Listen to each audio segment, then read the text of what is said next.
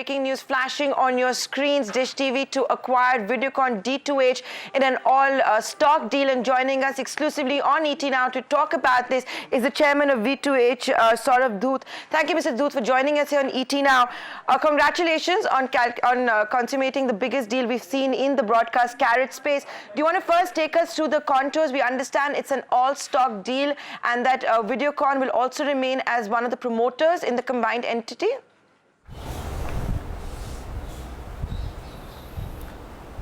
Hi Nayantara. Yeah, so the boards today of Dish TV and Videocon d2h decided to merge the two businesses together to combine, and the new entity will be called Dish TV Videocon Limited. And the company's ownership would be represented by 55% of the current Dish TV shareholders and 45% by the Videocon d2h shareholders, approximately. And for the benefit of all the viewers who have not had a chance to see the press release as yet, what is the share swap? And via this, will Dish TV also get listed automatically at the NASDAQ via ADRs?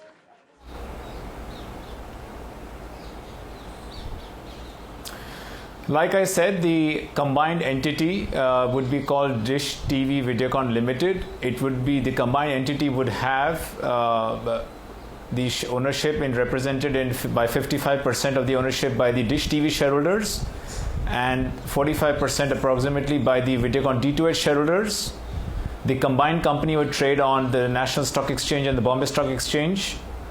The Dish TV already has the GDR program on the Luxembourg Stock Exchange. The combined company would combine the senior management strengths of both the companies and would be led by Shri Jawaharlal Goel. The Dhoot family would have the right to nominate the vice chairman and the DMD, the deputy managing director.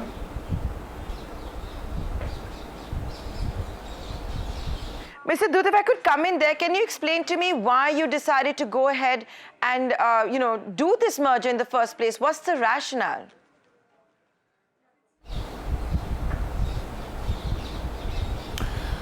Well, the coming together of two such large platforms enables the leading platform of satellite cable distribution of its kind today in the country. The combined platform would be catering to more than 27 million subscribers.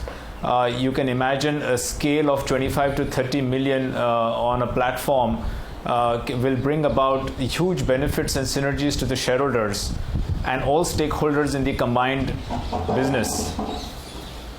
Looking at the opportunities ahead in the Indian market, with the significant room available to grow with TV households growing from 175 million TV households to more than 270 million TV households in the next few years, for the opportunity of digitizing more than 50-60 million analog homes which are yet to be digitized in phase 3, phase 4 markets, with the opportunity to look at and invest in new technologies to provide convergence, to provide better services to our customers, to increase the length and breadth of the sales distribution network, the service network. All overall, there would be significant avenues of benefits which can accrue to our shareholders, our stakeholders, to the employees of the two organizations. So, Mr. Dhoot, besides, of course, getting more subscribers, larger market share, etc., there were certain reports that Videocon d2h's financials were not in the pink of health. There were concerns about servicing of debt. Was that also a factor?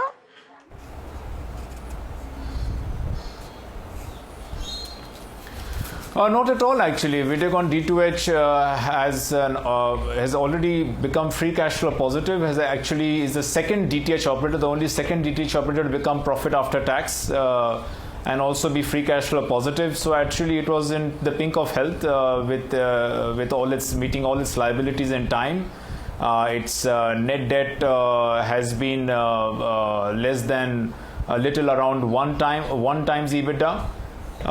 So no, that is not the point. The point has been that we have over here two families which are having two leading platforms in the DTH and the cable satellite space, distribution space in India, and what one can do to alone. For example, 1 plus 1 in this case is not 2, it is far more than 2, because of the potential opportunities that come up for us with regards ability to invest, ability to increase the scale of our business, the size of services available to our customers, as well as the synergies which clearly on the many fronts. For example, Videocon over here has extensive expertise on the consumer service front, on the set-top box manufacturing purchase front. Dish TV brings significant experience and significant contribution from the area of content, of media, and all of these all put together actually will result in far better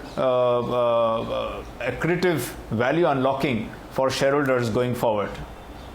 Mr. Dut, you're actually preempting my next question, which is you're talking about, if I may say so, such a monster that both of you are going to create. Are you confident of getting approvals from the CCI? Can take us to the other regulatory approvals that will be needed to close this transaction?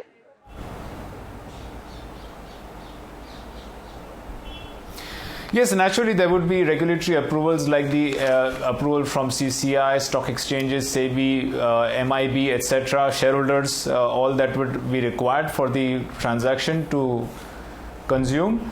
But on this point, I wanted to explain to you that, as I told you, that while the two platforms becoming together do create significant scale, in light of the fragmented and the unorganized and the very large India TV industry, for example, we are talking about a platform with 27 million homes in a backdrop of TV households of almost 175 million. So in that perspective, yes, the two platforms do create scale, but I don't think it creates any dominant position from that perspective. Also, when it comes to talking about level playing field in this entire business, as you already know, for example, cable, there are no license fees payable by cable operators, whereas there are very heavy license fees paid by DTH operators. So the other aspect over here again is that as per TRAI regulations, if you see as per the regulator, there are must provide rules applicable in the broadcast industry, in the media distribution industry. All the rates are also regulated. So looking at all of these factors, especially from the fact that Mr. Dut, you're saying you're not going to be dominant. You're saying you're not going to be dominant. Can you give me an idea what the market share of the combined entity is going to be, what the combined subscriber base is going to be out of the total pie?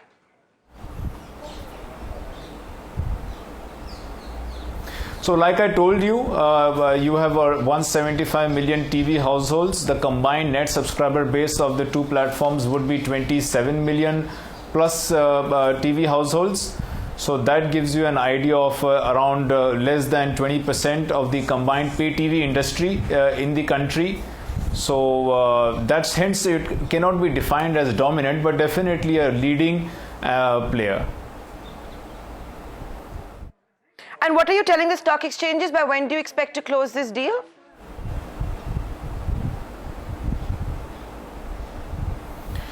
Well, the deal would be subject to regulatory approvals, which I mentioned already: stock exchange, SEBI, court merger process, shareholder approval, Ministry of Information Broadcast approval, the regulator approval from CCI. So you could say we are looking at the later half of calendar year 2017, in the second half. Second half of calendar year 2017. Mr. Dut, you're saying you're not going to be a dominant player, but you've done all of the math. So will this combined entity be what? Number one in the business, number two player in the business, number three? Where are you going to stand in the charts of the broadcast carriers?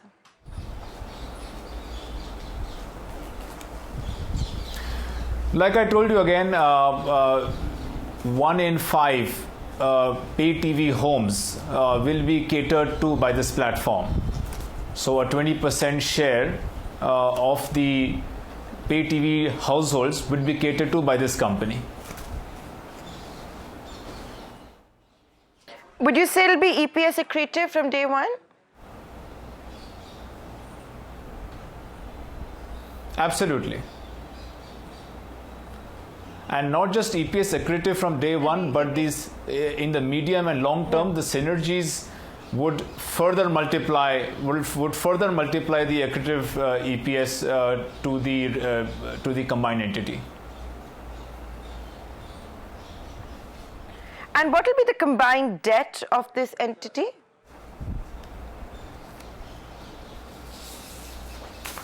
So the combined, if you see last year, the revenues were on a pro forma basis. If I look at the revenues of the two entities, we are talking about revenues of almost 6,000 crores, EBITDA of close to 2,000 crores, and a combined net debt of 2,000. So it's around 1 time EBITDA as a net debt. That would how it would be.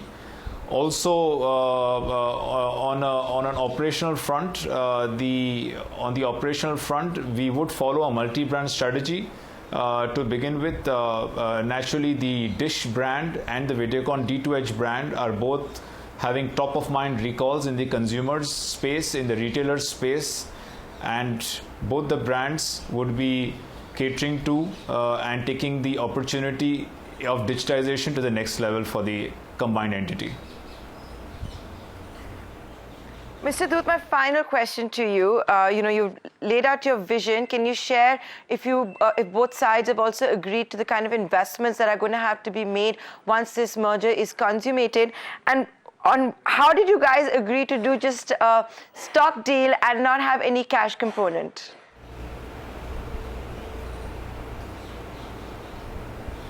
Well, like I told you, this is a merger of two very leading, very admired pay TV platforms in the country. This is not a one buying out the other. This is a merger of equals.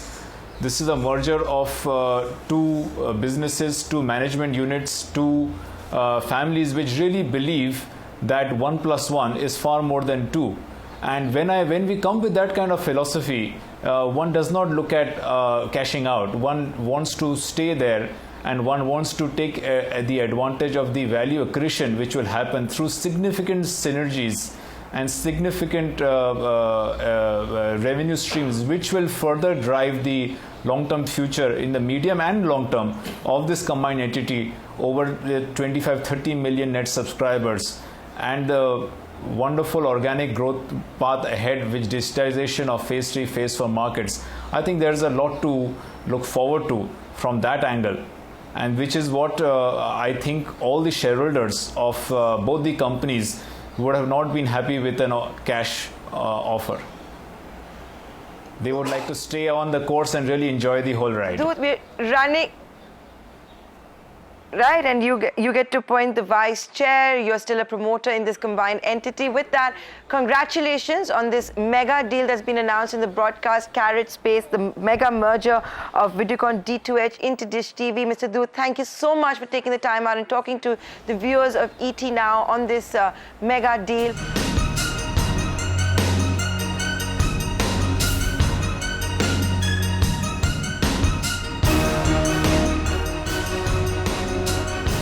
Find us on Facebook at facebook.com/etnow and don't forget to click the like button. You can also follow us on Twitter at etnowlive. To stay updated with all our programming, hit the subscribe button on our YouTube channel by logging on to youtube.com/user/etnow.